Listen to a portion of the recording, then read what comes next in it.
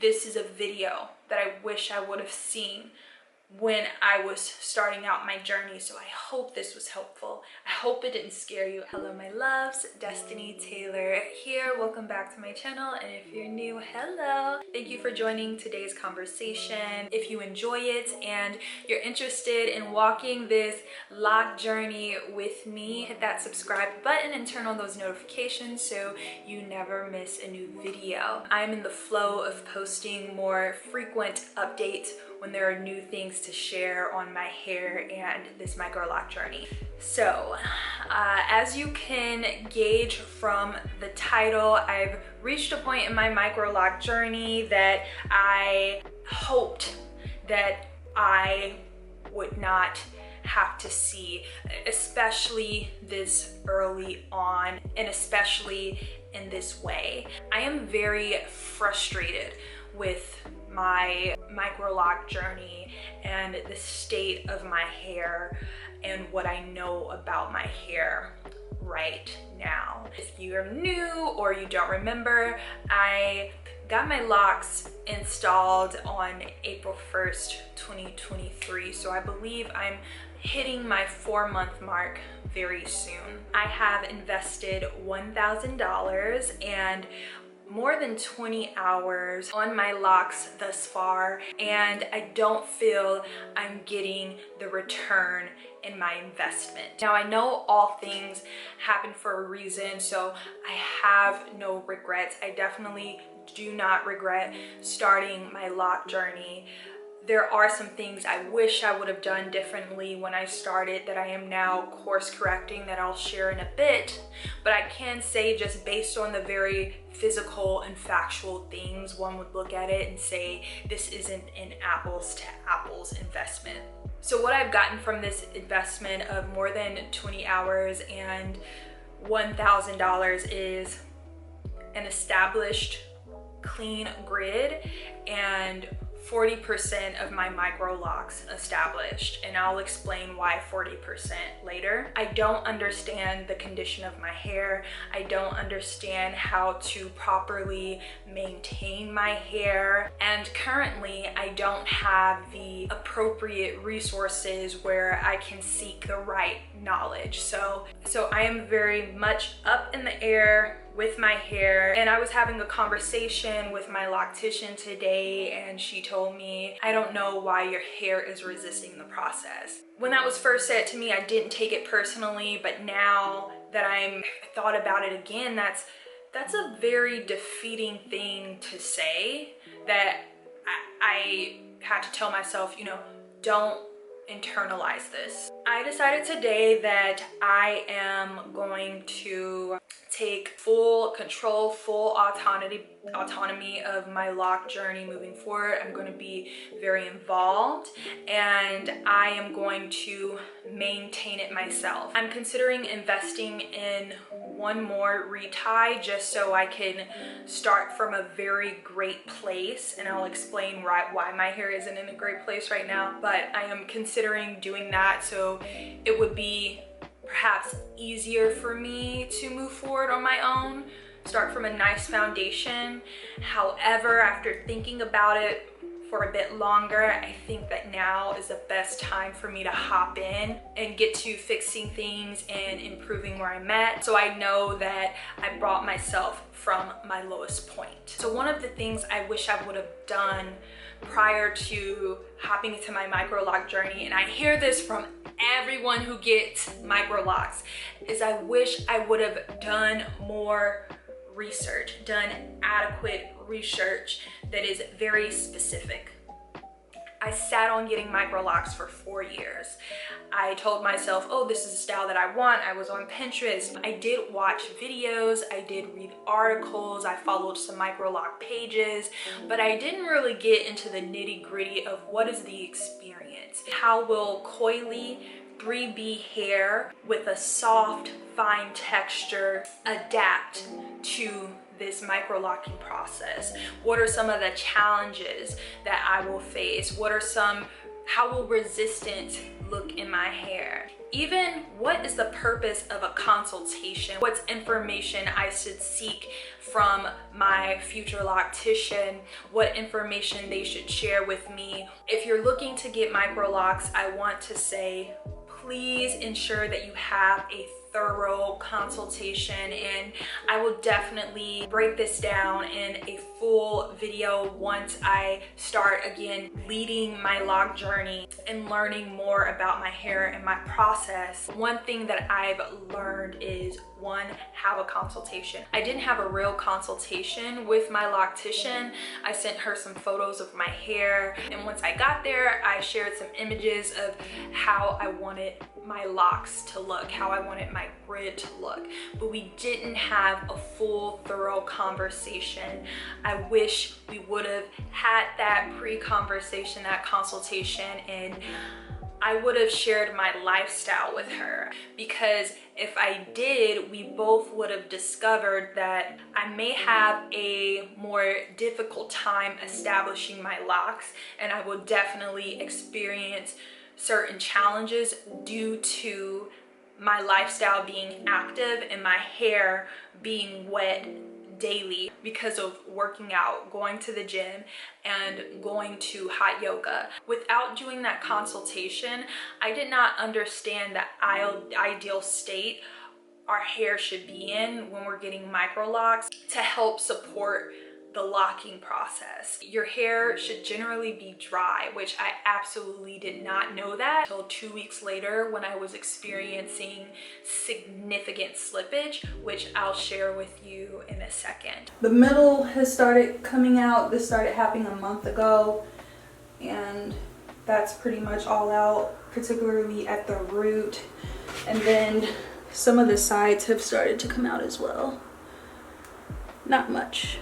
And also, I have to wash my hair once a week or my hair will smell. So I would have had a thorough consultation, one, to share my lifestyle, two, to understand the ideal state that your locks should be in, and then three, just had a thorough understanding of what maintenance would look like. How would my retie schedule look like? Would it make sense for me to do my own reties? What are different techniques I can use in the gym to minimize slippage and unraveling as much as possible?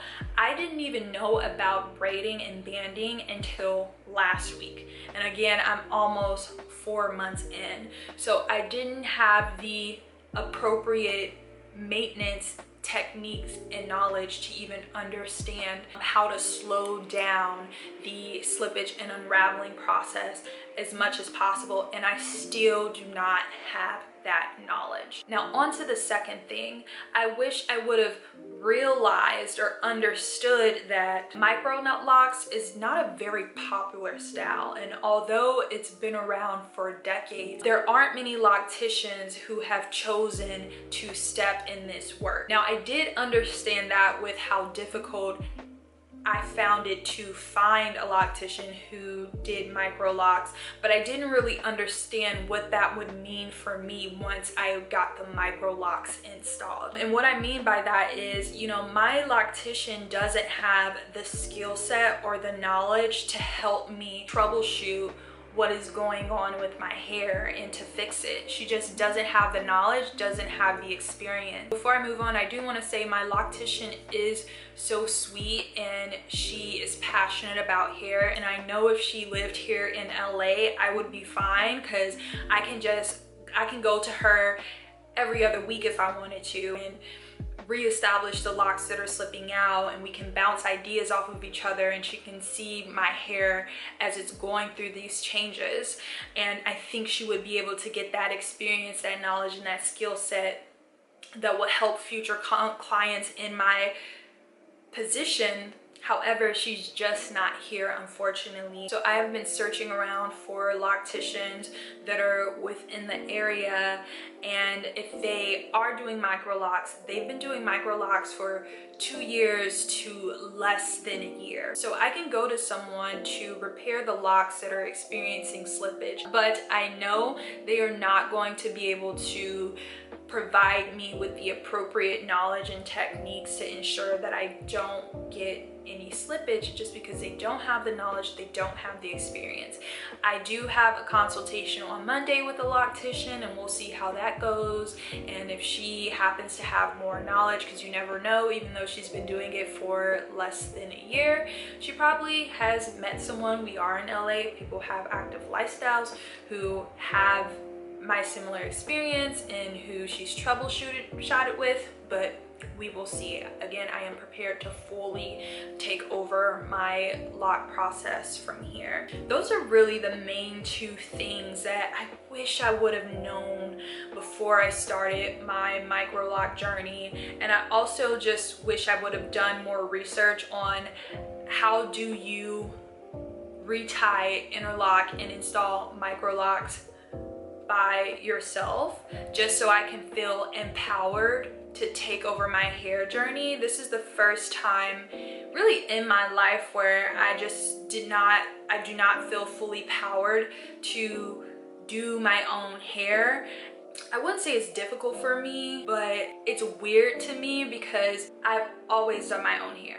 Any style I've ever wanted, I figure out how to do it myself, but this is such a huge decision, and I've positioned it in my mind to be as such. Like, this is an end-all be-all style, like you don't want to mess it up, so you should find a professional. But now I'm just like, okay, if they can do it, I can do it, and that's just what it's going to have to be. But I'm not going to lie, again, I didn't teach myself the technique of installation and retying prior, and I've never done this before, and this is a very new method to me, so I am a bit nervous about it, but I will be fine. Now let's just go into the things that I am frustrated about.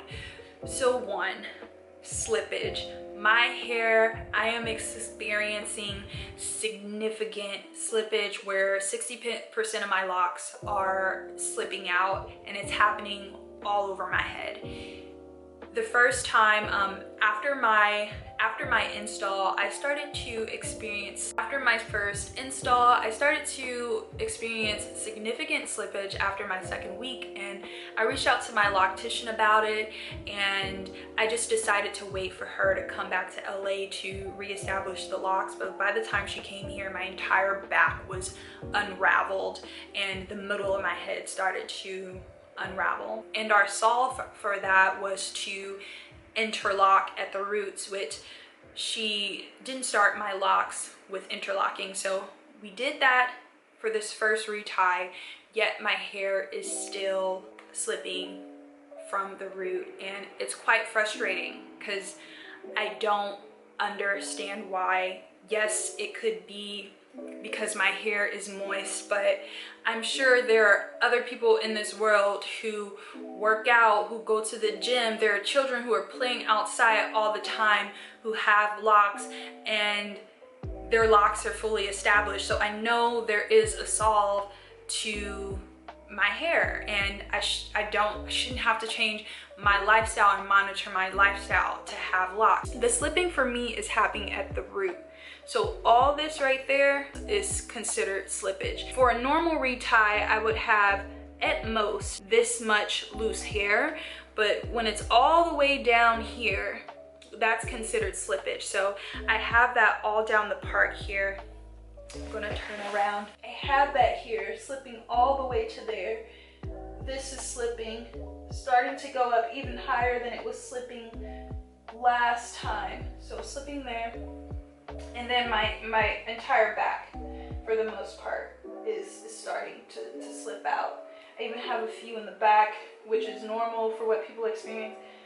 A few in the back, like the bottom row, is pretty much completely out. So I'm experiencing that. Something I discovered today is bunching, which is when your locks start to bunch up. You can see that right there. You see that? How it just is doing that.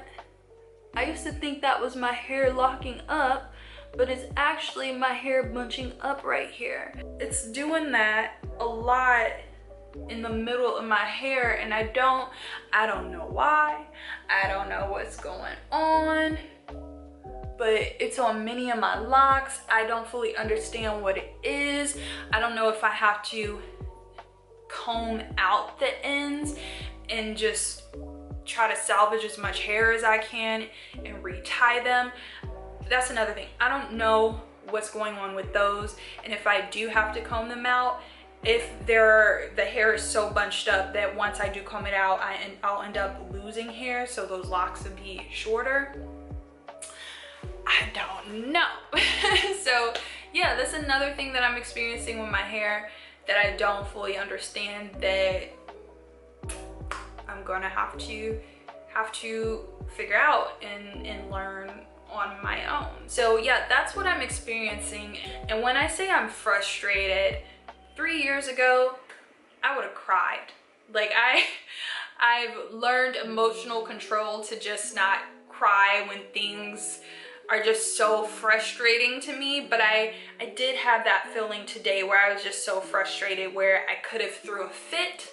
I could have started crying if I would have allowed myself to, just because again, I just invested what I consider to be a lot of money on hair within, you know, just 4 months, and also time. None of this is on anyone but me. I should have empowered myself to do the appropriate research and do whatever I needed to do to ensure that I'm prepared to take on whatever this journey brings. So I do want to say that, but I'm just frustrated because I did not prepare myself to have to maintain my own hair, or I also didn't understand that I'm gonna have to get reties or see a loctician every 2 to 4 weeks, mainly through my first year, just because I'm experiencing so much slippage. Maintaining my own hair it's fine, but then it's like, okay, it puts that pressure on me that I have to do it right. You know, in the back of my head, I gotta really take my time when I'm back there, because I can really F some stuff up that can mess up my journey. And it just takes so much time, and I just was not mentally prepared for that. I was not, but I'm going to get myself prepared.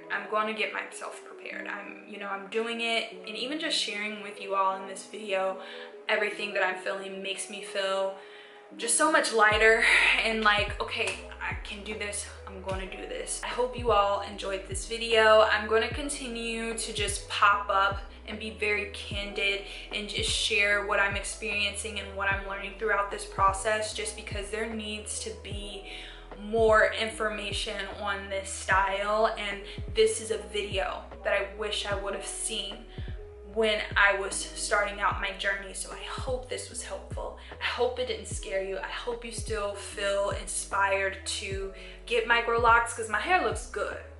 You can't say that my hair don't look good. It's still good. I did not say that.